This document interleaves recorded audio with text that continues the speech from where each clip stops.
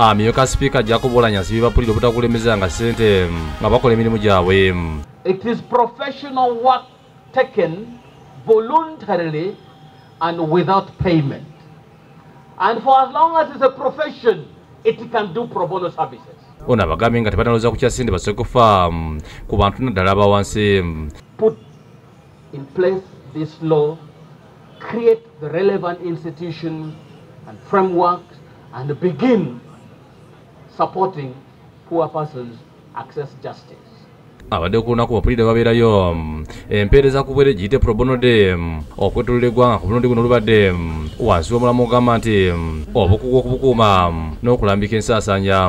And the theme for today is pro bono legal practice, professionalism, sustainability, and accessibility.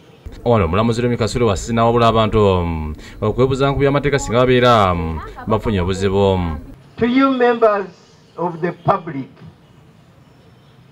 please avail yourself to take advantage of what the lawyers have come out to give to you.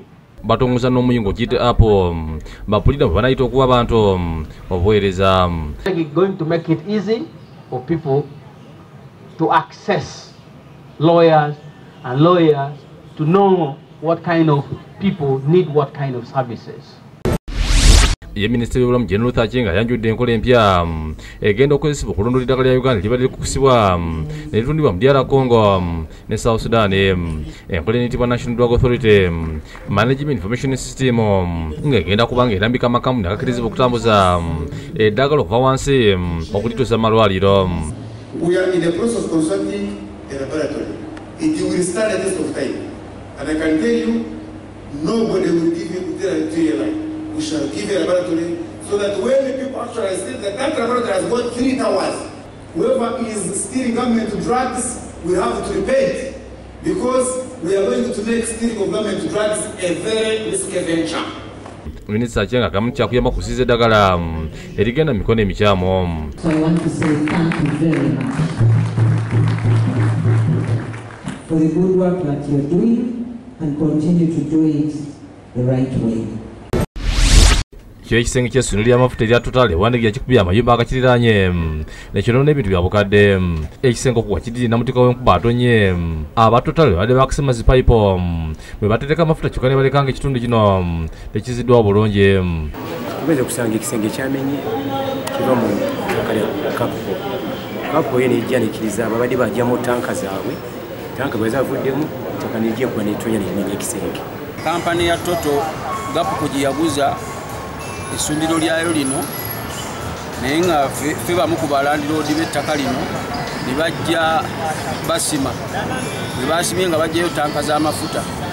Oluvannyuma lw'okumaliza okugyayo tanka z'amafuta, ekisenge ekyabadde kyazimbibwa edda ekikadde eri ebbali ne bajja bakikubako emiti. Kati bakikubyeko emiti ne bajja bayiwa ettaka malamu n'ajjula. Kimayo yajjudde ne bajja basindika ne batuuzaako ne tulakita waggulu eri ekijemajegere. Nekola force eri nesindika ettaka nerigwira ki ennyumba eri. Essundiro n'aba Total babadde bakaligula okuva ku Gapiko nga bali mu kuliddaabiriza. Bannannyini mayumba akusiddwa okulya Jatusolayina nannyinyo nabo ne bagamba nti bo baagala kulirirwa ebintu byabwe. Bagamba wano temujja kuddayo kuzimbawo, temwabba ettaka lyaffe, tugenda kusendawo nnyumba yonna tugenda kugimenya. Ate nga ebiwandiiko weebiri ebigaana okumenya wano kubanga emisango girimu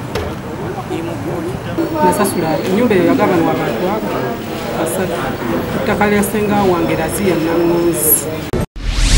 Ate ejjira ya PDF liisiza abajaasi okuva mu mawanga 7 ku Ssemazinga Africa bamaliriza okuteekeka omukodyo obw'okutumira amagye n'okubala entalo. Bano bamaze emyaka 2 nga batendekebwa mu ttendekero ly'amagye erya Senior Commandant Staff College Kimaka mu Jjinja. Akulira ettendekero Lieutenant General Nduguti ategeeza nti omu ku batendekeddwa bafunye ne Masters degree okuva mu ttendekero lya Makerere University mu byokwerinda. Some of the graduates with deficient academic qualifications have undertaken Masters of Arts in Defense and Studies degree offered in collaboration with Makerere University and an memorandum of understanding between the Ministry of Defense and the university. ye mudumizi wa PDF General David Muhoozi ategeeza nti abatendekeddwa bafunye obukugu obw'enjawulo mu kuduumira amagye n'okubala entalo era mugumu nti bakugasa amawanga gye bavudde. This institution has turned out a number of officers, of graduates at that level of staff and command course. It has improved the force in terms of effect and efficiency.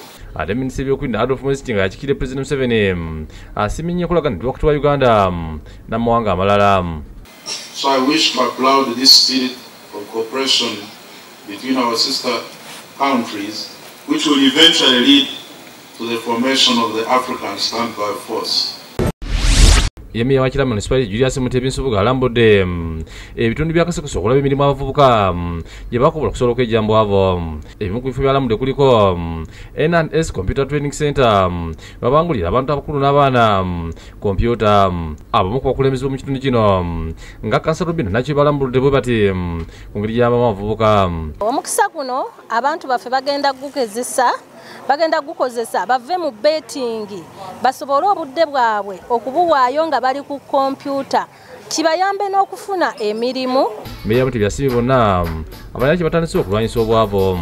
Kino kigenda kukulaakulanya ekitundu kino, institute eno egenda kukulaakulanya ekitundu kino nti ejja kuwa omukisa abantu abo oba oli awo abataafuna mukisa kusomesebwa kompyuta. Buli ekitundu kibanga kirina mirimu obumenyi bw'amateeka bubeera bungi, so ne tusalawo tutuule wamu n'abakulembeze tusobole okulaba nga tugaziya enteekateeka yaffe n'okuyamba abantu b'omu kitundu okulaba nga ebbula ly'emirimu libaako ekkomo.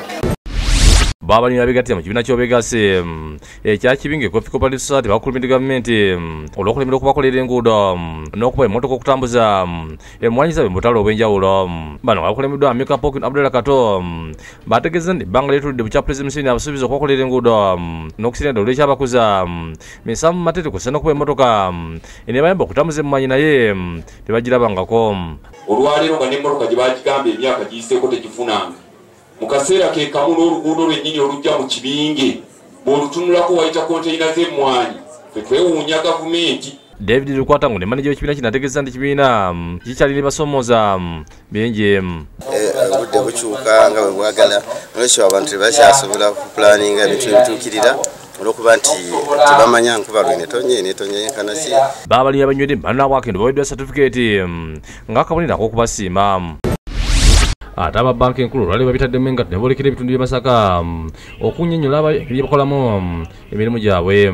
Basanze akaseera akazibu bannamasaka bwe basoyeza akajjejjo ebibuuzo omuli ensonga ez'obumbi ekyenda ezoogerwako ndizayingizibwa mu ggwanga, enkola ya Islamic banking ssaako n'enkola ya ssente ez'okufunira ku internet emanyiddwa nga cryptocurrency.